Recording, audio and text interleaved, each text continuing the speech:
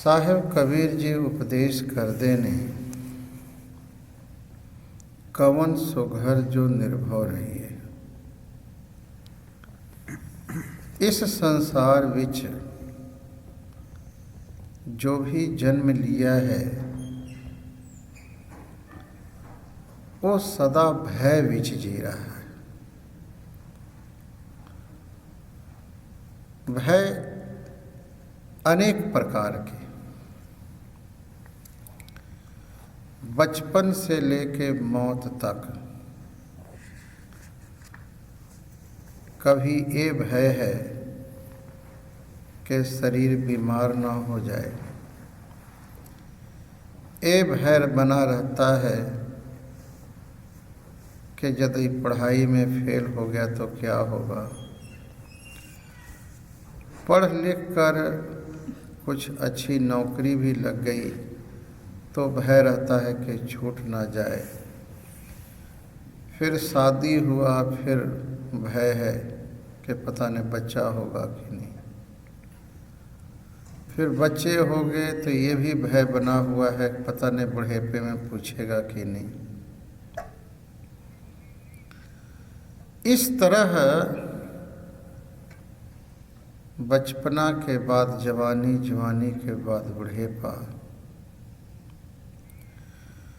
अंत में ये भय तो सबको बना हुआ है कि मौत जो है हमको ले जाना है, इस शरीर को नाश कर देना है। मौत का भय तो सबको है। यहाँ भक्त कबीर जी उपदेश करदे ने, कवन सुघर जो निर्भव कहिए। कौन ऐसा घर है जहाँ रहने के बाद हमको कोई प्रकार का भय ना हो। निर्भव रहिए। इसका उत्तर भक्त रविदास जी देंदे ने। कवन सो घर जो निर्भव रहिए, भय से रहित रहिए, वो घर कौन है। भक्त रविदास जी उत्तर देंदे ने, बेगमपुरा शहर को नाम। एक शहर है जहाँ कोई गम नहीं, जहाँ कोई चिंता नहीं, जहाँ कोई जन्म मरण का कोई भय नहीं। वहाँ पर पहुंचकर व्यक्ति को भय से रहित जीना होता है। बेगमपुरा। मन में ये ख्याल आता होगा कि वो बेगमपुरा कहाँ है। स्वर्ग विच है, पाताल में, या पृथ्वी में कहाँ है। साध संगत जी जो अनुभवी पुरुष हैं, ज्ञानी पुरुष हैं,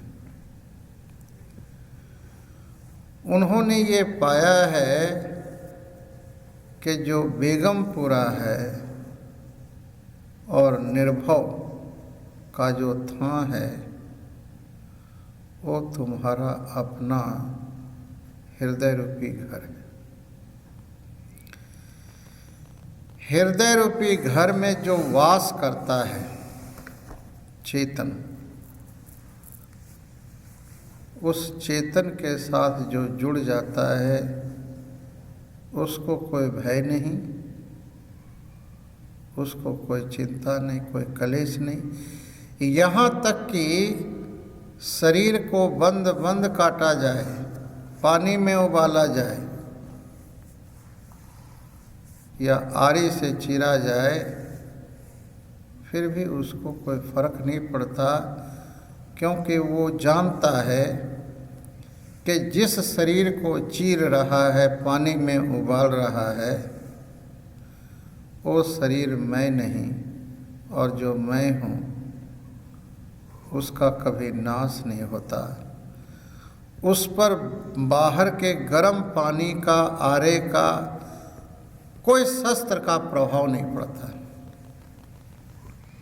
इसलिए भगवान कृष्ण जी कहते हैं, नैनम छिंदन्ति शस्त्राणि नैनम दहति पावक।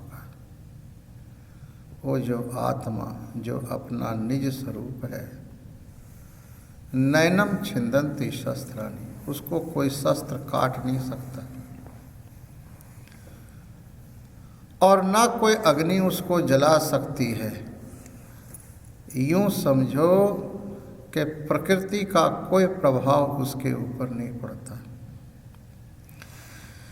भक्त कबीर जी उपदेश कर रहे ने, कवन सो घर जो निर्भव कहिए। वो कौन घर है जिसको भय से रहित, नाश से रहित, जो इटर्नल है, शाश्वत है, परमानेंट है, वो कौन सा घर है। भव भज जाए अभय होए रहिए। जहाँ पहुँचकर भव भज जाए, जहाँ पहुँचकर डर जो है भज जाए, खत्म हो जाए और अभय होए रहिए। अभय पद, जो अभय पद है वही परम पद है। इसीलिए गुरु महाराज उपदेश कर देने, आत्म चीनस परमात्म सोई। जो आत्मा का अनुभव कर लेता है वो परमात्मा को पाता नहीं है। एक चीज ख्याल रखना, जो आत्मा को जान लेता है वो परमात्मा को पाता नहीं, वो परमात्मा हो जाता है।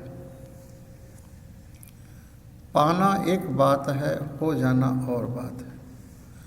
पाने में तो ये है कि पाई हुई वस्तु अलग होती है, पाने वाला अलग होता है। जैसे हमारे हाथ में कोई वस्तु हो, उसको हमने प्राप्त किया है, तो वस्तु हमसे बिछड़ भी सकता है, लेकिन जो वस्तु हमारा स्वरूप हो गया है, हमारे में घुल मिल गया है, उसको हम कैसे अलग करें। जैसे एक बूंद सागर को पाता नहीं, बूंद सागर में लय हो जाता है, बूंद सागर हो जाता है। ऐसे ही भक्त तू तू करता तू भया, मुझ में रहा न हो, आप पर का मिट गया, चित देखा तित तू। वो तू ही तू, वो मैं खत्म होता है, तू बच जाता है। ठीक इसका उल्टा, जब तू खत्म हो जाए, मैं ही मैं रह जाए, उसको भी परम पद कहते हैं। जहाँ मैं तू ना हो, जहाँ पर अधिष्ठान एक ही आत्मा हो, एक ही चेतन हो, उस पद को निर्भव पद कहते हैं, अभय पद कहते हैं।